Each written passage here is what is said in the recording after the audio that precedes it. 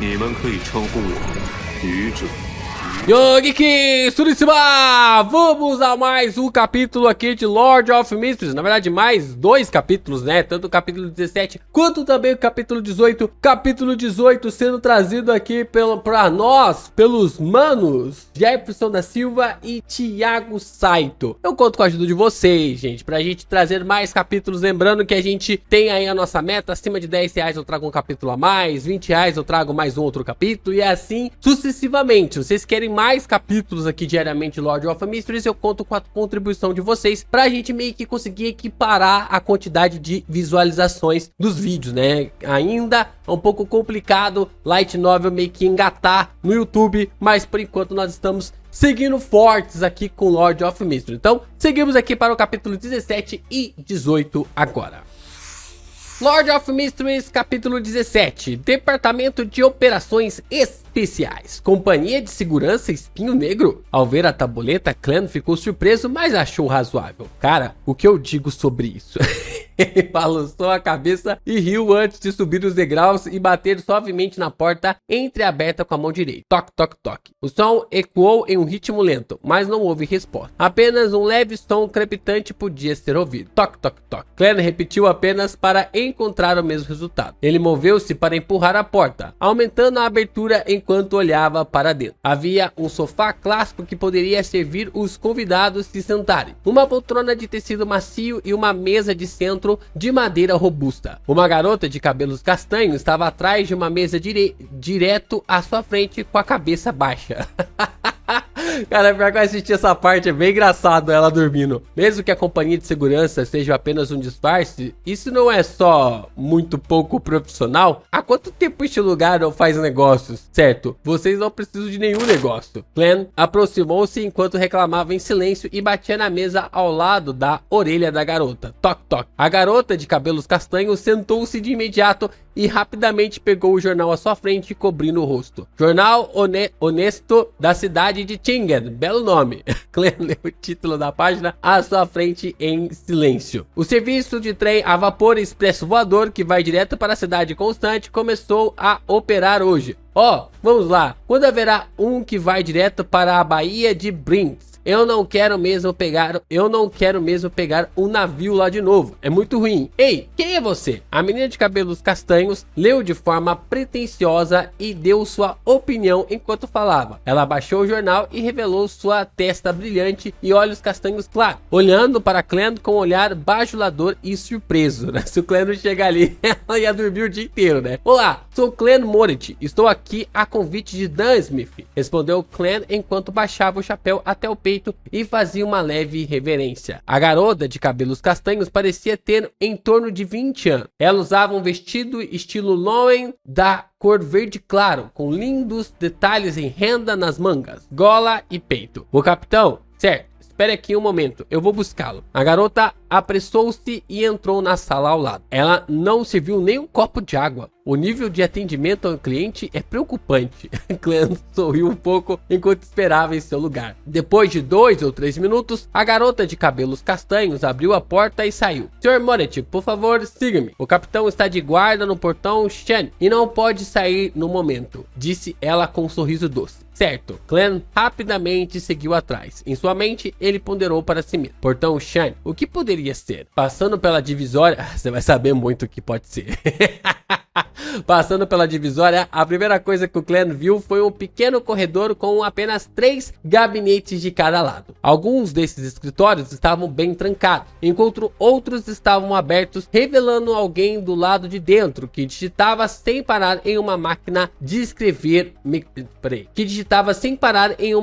pesada máquina de escrever mecânica. De relance, Clan percebeu uma figura familiar, o jovem oficial que investigou seu apartamento, aquele de cabelos pretos, olhos verdes e ar de poeta romântico. Ele não vestia roupas oficiais. Sua camisa de colarinho branco não estava para dentro, dando uma aparência bastante indisciplinada. Talvez ele seja mesmo um poeta. Clan acenou com a cabeça em saudação e foi recebido com um sorriso. A garota de cabelos castanhos empurrou a porta do escritório à esquerda no final da sala e apontou para dentro, cantarolando. Ainda temos que descer alguns níveis. Este escritório não tinha móvel. Apenas uma escada ali de pedra branca se acinzentada que estendia-se para baixo. Os dois lados da escada eram iluminados por lampiões a gás. O brilho estável dissipou a escuridão e deu uma sensação de harmonia. A garota de cabelos castanhos andou na frente, olhando para os pés enquanto caminhava com cuidado. Embora eu ande aqui com frequência, ainda tenho medo constante de cair rolando como um barril. Você não sabe, Leonard fez uma loucura. No primeiro dia em que se tornou um sem sono, em que ainda não dominava seus novos poderes, ele tentou descer correndo o lance de escada e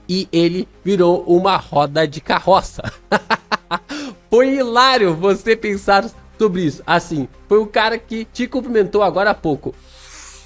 Isso foi há cerca de 3 anos. Falando nisso, estou com os Falcões Noturnos há 5 anos. Eu tinha apenas 17 anos quando entrei. A garota andava com cuidados enquanto falava. De repente, ela deu um tapa na testa e disse: esqueci de me apresentar. Eu sou Rosane. Meu pai era um membro dos Falcões Noturnos, que se sacrificou em um acidente há 5 anos. Suponho que somos colegas de agora em diante. Sim, colega é a palavra certa. Não somos companheiros de equipe, pois não somos Beyonders. Espero ter a honra, mas ainda dependo do que o Sr. Smith tem a dizer, disse Clem enquanto avaliava os arredores fechados. Ele sentia que estavam indo para o subsolo. A umidade vazava das paredes de pedra, dissipando o calor do verão. Isso aqui é uma coisa que eles complementaram na animação, né? Fizeram ali a base, essa parada de fachada e tal. Acaba sendo algo que não é tão legal assim numa animação, né? Na vida real é algo interessante, porque, lavagem de dinheiro é o que mais tem nesse sentido, né? Você pegar uma loja, colocar ela de fachada ali para lavar dinheiro é uma parada assim que mais tem no mundo por aí, né? Se você acompanhar Breaking Bad, você sabe do que eu tô falando. Agora, a questão que eles fizeram na animação funciona mais, né? De ter um compartimento secreto, um elevador secreto que meio que existe ali na taverna e tal. É uma parada realmente sim que acaba funcionando de forma melhor para o público, né? Gera uma coisa bem legal. E faz sentido, se eles estão indo para o subsolo, né? Se eles estão indo para o subsolo no lugar onde eles estão caminhando aqui, o cliente já tá percebendo. Fizeram só ligar o Lero com o Trello e deu tudo certo. Não se preocupe, o fato de você ter vindo tão longe significa que o capitão concordou. Sempre tive um pouco de medo dele, mesmo que ele seja amável e uma figura paterna. Não sei porquê, mas ainda tenho medo. Rosane falou como se houvesse um pedaço de doce em sua garganta. Alguém que é meio canibal, né?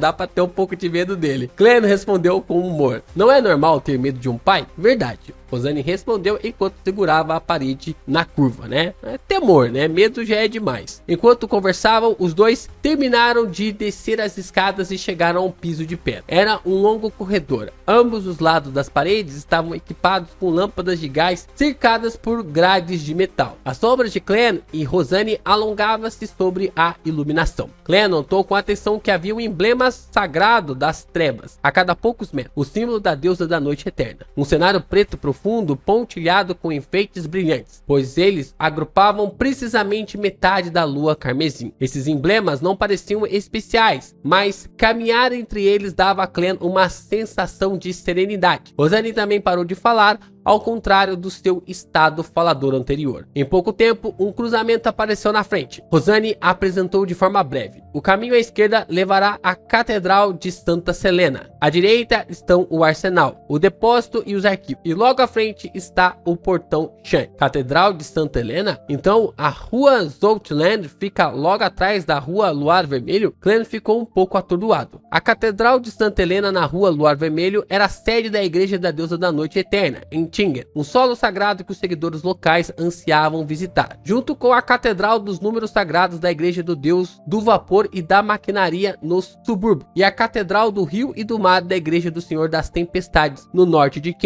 Tingen. Ela sustentou os círculos religiosos na cidade de Tingen e suas vilas e aldeias afiliadas. Aqui tem pontos aqui pra gente anotar, hein? Ciente de que seu status tornava inadequado para ele perguntar mais, Clem apenas ouviu em silêncio. Eles passaram pelo cruzamento e seguiram em frente. Em menos de 1 minuto, um portão de ferro preto esculpido com 7 emblemas sagrados foi visto. Ficou ali pesado, frio e dominador, como um gigante guardando na escuridão. Portão Shan. Rosane lembrou-o e apontou para a sala ao lado deles, dizendo: o capitão está lá dentro, entre sozinho. Certo, obrigado. Clan respondeu de forma educada. A sala a que Rosane referia-se ficava bem em frente ao portão Shine. As janelas estavam abertas, revelando a sala iluminada lá dentro. Clan respirou fundo para ficar calmo. Toque, toque, toque. Entre. Ele ouviu a voz profunda e amigável de Dan Smith. Clan abriu a porta destrancada com cuidado. Havia apenas uma mesa e 4 cadeiras dentro. Dan Smith, com cabelos compridos, que usava o casaco preto da noite anterior e uma corrente de relógio de ouro em volta do peito, lia o jornal tranquilamente. Venha e sente-se. Você decidiu? Tem certeza de que quer se juntar a nós? Dan sorriu e perguntou enquanto largava o jornal. Clan tirou o chapéu e fez uma reverência. Depois sentou-se ao lado da mesa e respondeu: sim, tenho certeza. Então, dê uma olhada neste acordo. Agora as pessoas gostam de chamar isso de contrato. Dan puxou a gaveta da mesa e tirou 2 cópias do contrato. Não havia muitas cláusulas. A maioria delas foi mencionada por Dan Smith. A ênfase estava na cláusula confidencial. Os infratores seriam julgados nos tribunais da Igreja da Deusa da Noite Eterna em vez dos tribunais do reino. Era semelhante a como soldados e oficiais eram enviados a cortes marciais para julgamento. Um contrato de 5 anos, 2 libras e 10 soles para o salário semanal. 10 soles como compensação pelo risco e confidencialidade. Clan leu e respondeu com firmeza: não tenho nenhum problema com isso. Então assine, disse Dan enquanto apontava para a caneta tinteiro vermelha escura e tinta. Clan usou um pedaço de papel usado para experimentar a caneta antes de respirar. Ele assinou os 2 contratos com seu nome, Clan Moritz. Como ainda não tinha um carimbo, só podia usar a impressão digital. Dan recebeu o contrato, tirou um selo da gaveta e carimbou o final do contrato e algumas partes importantes. Feito isso, ele levantou e devolveu o contrato com uma das mãos, e com a outra estendeu a mão para Clan dizendo: bem-vindo, de agora em diante você é um de nós, e por favor, observe que o contrato também é confidencial. Clan também levantou. Ele recebeu o contrato, apertou sua mão e falou: então, devo me dirigir a você como capitão? Sim. Os olhos acinzentados de Dan pareciam especialmente profundos no ambiente escuro. Depois de apertar as mãos, eles sentaram. Clan olhou para o selo no contrato, onde leu: Esquadrão dos Falcões Noturnos, cidade de Tinger, condado de Awa, reino Lowen. Não acredito que vocês usaram o nome Companhia de Segurança Espinho Negro como disfarce. Clan comentou rindo. Na verdade, temos outras placas. Dan tirou um pedaço de papel da gaveta. Estava carimbado com os selos do governo da cidade e do departamento de polícia. O conteúdo era o seguinte: Unidade 7, Departamento de Operações Especiais, Polícia do Condado de Awa, reino Lowen. As primeiras 4 unidades são a polícia regular responsável pela segurança geral, como a unidade de proteção VIP e a unidade de proteção de instalações-chave, e da unidade 5 em diante da unidade 5 em diante são as que lidam com incidentes sobrenaturais em cada cidade. Nossa unidade é responsável por incidentes relacionados aos seguidores da deusa da noite eterna em Tinger. Se houver diferentes tipos de seguidores, dividimos a área de acordo. Nós somos responsáveis principalmente por lugares como o norte, o oeste e a região do Indus Dourado. Dan apresentou de forma breve. A unidade 6 é o esquadrão dos puridores mandatários da Igreja do Senhor das Tempestades, encarregado da região do Cais, do leste e do sul. A área da universidade e os subúrbios estão sobre unidade 5, que é o esquadrão mente coletiva da maquinaria em Tinger. Agora as coisas estão ficando mais claras, certo? Clan não tinha dúvida sobre isso. Ele então disse rindo: o que acontece se alguém vier mesmo aqui devido à placa Companhia de Segurança Espinho Negro e solicitar nossos serviços? Aceitamos esses pedidos. Por que não deveríamos? Desde que não afete nossas operações diárias. Dan respondeu devagar e com humor. Qualquer ganho seria considerado bônus adicional. Então, sobre os nossos membros estão bastante dispostos a aceitar esses empregos. De qualquer forma, o mercado de assuntos triviais e problemáticos, como encontrar cães e gatos, foi monopolizado por detetives particulares. Então, quantas pessoas há neste esquadrão de falcões noturnos? Clan perguntou, já que eles estavam neste tópico. Não há muitos incidentes sobrenaturais. Então, há ainda menos Beyonders. Há apenas 6 membros formais dos falcões noturnos em toda a cidade de Tinger, incluindo eu. Quando ao pessoal civil, há 6, incluindo você. Esse é ele dando risada ou é ele fazendo ali o pigarro, né, da tosse, né? Clan acenou com a cabeça e eventualmente fez a pergunta que mais o preocupava. Então, capitão, o que você quer dizer com Beyonders perdendo o controle? Por que isso acontece? Um bom ponto aqui para dar um cliffhanger pro próximo capítulo. Capítulo interessante, né? Porque expande mais a geografia, né, de Lord of Mysteries, né, expande mais a lore aqui do universo, explica mais aqui, porque na minha cabeça eu achava que todo mundo pertencia aos Falcões Noturnos, né, aí vocês me explicaram depois no react de um dos episódios de que não, existiam ali os punidores, existia a galera também da maquinaria coletiva, né, da mente da maquinaria coletiva, né, que tem aqui esses nomes, e aí depois que eu fui entender que cada igreja tem os seus próprios esquadrões para lidar com partes da cidade e cada ponto ali relacionado às cidades do Reino Lowen, né, então é interessante isso, quanto mais ter uma expansão. Cara, eu acho que uma web novel seria muito interessante para Lord of Mysteries, cara, uma web novel seria uma parada, eu digo, o que eu quero dizer é uma webcomic, né? Uma webcomic ou até mesmo um manhwa. Teria algo interessante aqui pra uma HQ, seja o que for aqui, pra ter um pouco mais de visão, né? Tipo, detalhezinho aqui, Ctrl+C, Ctrl+V, pra ter essa adaptação da Light Novel, pra ter um pouco mais de expansão. Não sei se ele tá ali no projeto deles, né? Ter uma adaptação vindo também de um manhwa ou até mesmo de uma webcomic, mas seria algo interessante para expandir ainda mais a nossa mente em relação a isso. Bora pro capítulo 18.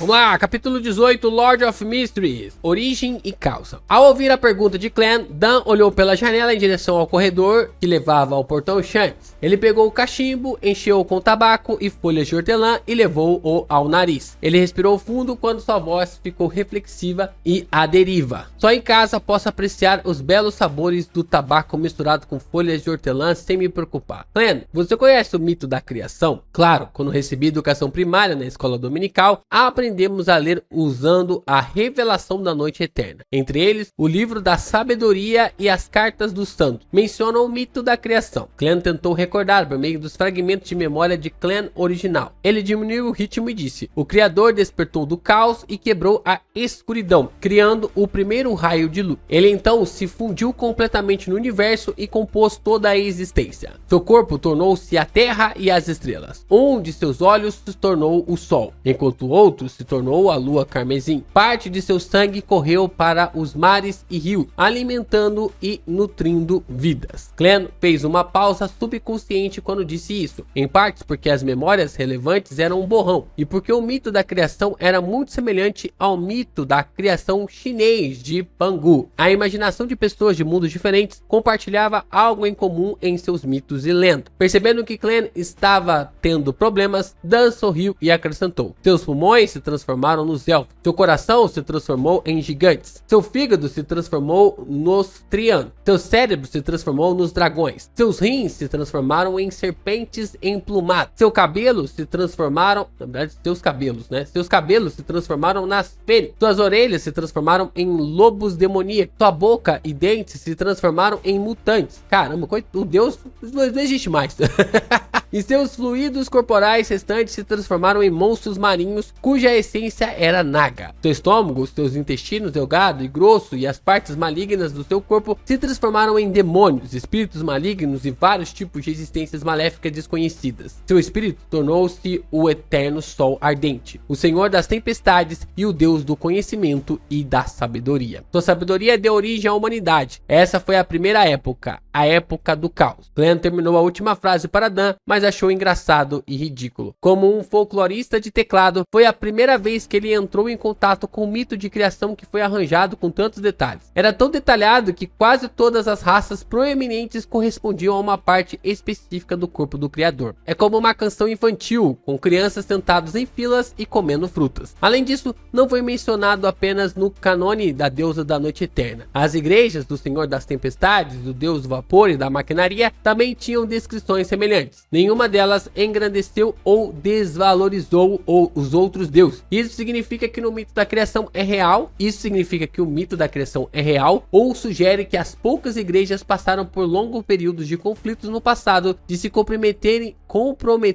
antes da quinta época. Com isso em mente, Clan de repente teve outra dúvida. Ele perguntou com uma careta: parece problemático, por que o eterno sol ardente, o senhor das tempestades e o deus do conhecimento e da sabedoria nascem direto do espírito do criador, enquanto a deusa não? Nos registros pré-históricos da revelação da noite eterna, a deusa da noite eterna só acordou no final da segunda época, junto com o senhor das tempestades. O eterno sol ardente e os outros deuses, ela abençoou e ajudou a humanidade a sobreviver ao cataclismo. Esse período também era conhecido como a terceira época, a época do cataclismo. Eita!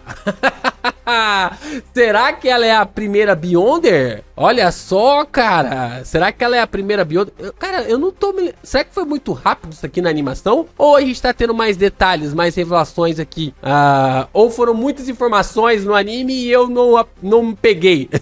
Mas caramba, se ela não aparece no mito original, não aparece logo no momento do caos, ela só vai aparecer na segunda época e ela ajuda a humanidade a sobreviver ao cataclisma, né, ao cataclismo, será que ela não foi a primeira Beyonder? É um ponto realmente a questionar, cara. Foi nessa época que a Mãe Terra e o Deus da Guerra também apareceram. Quanto ao Deus do Vapor e da Maquinaria, cujo nome original era o Deus do Artesanato, nasceu apenas na quarta época. Nesse sentido, a posição entre os deuses parecia evidente. Os que eram mais antigos eram mais ortodoxos, era muito óbvio. Isso também incomodou os crentes da deusa da noite eterna. Dan Smith segurou o cachimbo com a outra mão e, em vez de responder, voltou com uma pergunta: repita o título completo da deusa. Clan sentiu de imediato como se tivesse se esfaqueado com uma faca. Ele vasculhou o seu cérebro e tentou o seu melhor para lembrar. A deusa da noite eterna é mais nobre que as estrelas e mais eterna que a eternidade. Ela também é a dama do carmesim, a mãe dos segredos, a imperatriz do desastre e do horror, senhora da calma e do silêncio. Quem que vai adorar uma deusa que tem como símbolo o horror, né, cara? Porque... por sorte, a mãe de Clan era uma crente devota da deusa da noite eterna. Quando ela ainda estava viva, recitava isso todas as noites no jantar. Mesmo que as memórias do Clan original estivessem fragmentadas, nem todas foram perdidas. Aqui foi confirmado que a mãe do Clan morreu, né? Agora resta saber como. O que a dama do carmesim simboliza? Dan perguntou com um tom orientador. A lua vermelha. No momento em que Clan respondeu, ele entendeu. Então, de que parte do criador veio a lua vermelha? Perguntou Dan com um sorriso. Um dos olhos. Clan e Dan sorriram um para o outro. Olha lá, uma aula de EBD, né?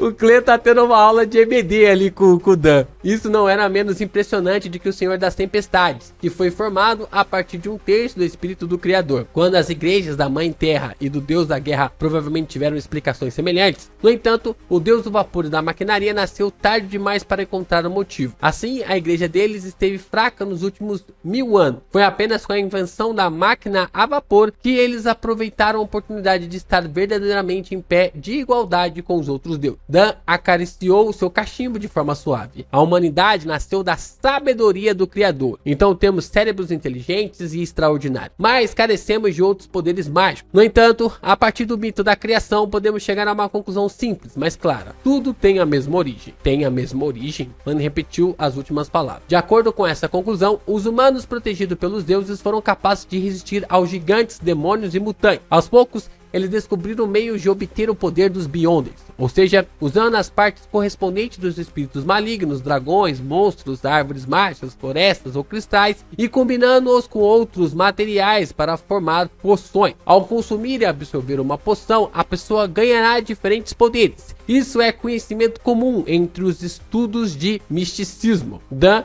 não entrou em detalhes e apenas fez uma breve introdução. Neste processo, nossos ancestrais confiaram em lições dolorosas para descobrir que, se consumisse poções de alto grau ou extraordinárias, isso levaria facilmente a consequências trágicas. Existem 3 resultados possíveis, né? Tipo, todo cogumelo é comestível. Uns apenas uma vez, outros pode se repetir. Quais são? Pressionou Clan com autoridade. Primeiro, a morte mental e o colapso completo de um corpo. Cada pedaço de carne se tornaria um monstro aterrorizante. Em segundo lugar, sua personalidade será alterada pelos poderes contidos na poção. Ela se tornará fria, sensível e irascível, cruel e indiferente. Terceiro, bem, Dan largou o cachimbo, pegou uma xícara de porcelana e tomou um gole. O café fermo do Vale do Rio Paz é amargo, mas muito perfumado. Deixa um sabor esplêndido. Você quer um pouco? Prefiro o café do Planalto Pena Potter. Claro, só bebi algumas vezes na casa de Welsh. Clan recusou de forma educada. Qual é o terceiro resultado? Distúrbio mental. A pessoa fica louca na hora, ficando mais diabólica que o diabo. Isso é o que significa perder o controle. Dan enfatizou as palavras perder o controle. A gente viu tudo isso acontecendo na animação, né? Sem esperar que Clan dissesse uma palavra, ele largou a xícara de café e continuou. Depois de um longo período de experimentação e exploração, junto com o nascimento da ardócia da blasfêmia, os humanos enfim aperfeiçoaram um sistema de poções. Formamos um sistema em camadas que se encadeia em caminhos de progressão estáveis conhecidos como sequência. Quanto menor o número em uma sequência, maior o grau de uma poção. Neste ponto, cada uma das 7 igrejas principais controla pelo menos uma sequência completa. Além disso, também existem caminhos incompletos que elas reuniram nas últimas centenas ou milhares de anos. Ardócia da blasfêmia? Clan logo notou o termo. Na reunião, o enforcado também mencionou-a. De acordo com o enforcado, a ardócia da blasfêmia era o fator mais crítico na formação e conclusão do sistema de uma poção. Isso parecia contradizer o que o Dan acabara de dizer. Essa coisa foi criada por alguns deuses malignos. Quando a época em que apareceu, o que contém ou o que há de tão especial nela, também não tenho certeza. Se você descobrir alguma pista, tem que relatar imediatamente para mim. Merece o mais alto nível de resposta. Respondeu Dan de forma vaga. Eu mencionei um dos tipos de perda de controle. Agora vou lhe contar os 4 restantes. Interessante isso aqui, né? Ainda não sabemos o que é a ardócia da blasfêmia. Mas o enforcado acabou dizendo que a ardócia de blasfêmia é o que dá o nome, né? A ardócia da blasfêmia é o que dá o nome às poções. Como o enforcado, ele é um marinheiro e ele não tá... Na verdade, ele é um pirata, né? Como ele é um pirata e ele está navegando em mares que não pertencem a esse sistema das igrejas, isso provavelmente faz com que ele tenha informações que não está presa às igrejas, né? Acaba não estando preso às igrejas. Então, tipo assim, acaba sendo algo até interessante de prestar atenção, né? De fazer esses encaixes. O Clan, ele vai tendo as respostas de tudo quanto é lado, e por isso que como a gente é chamado? Misticórdio. Esse misticismo com discórdia ali deles vai ser importante pro Clan entender mais sobre o mundo dos Beyonders. Embora os humanos tenham mentes inteligentes e carecem de poderes extraordinários, isso não é absoluto. Sempre há algum sortudo. Talvez eu devesse chamá-los de azarados. Eles nascem com uma percepção um pouco mais elevada. Bem, também significa que possuem a capacidade de sentir espírito. Eles podem ouvir vozes que os outros não podem ouvir e ver coisas que os outros não podem ver. Eles têm características parciais de Beyonders, pessoas que nascem já de forma natural, sem ali de tomar a poção, né? Isso é uma coisa que o próprio Clan possui.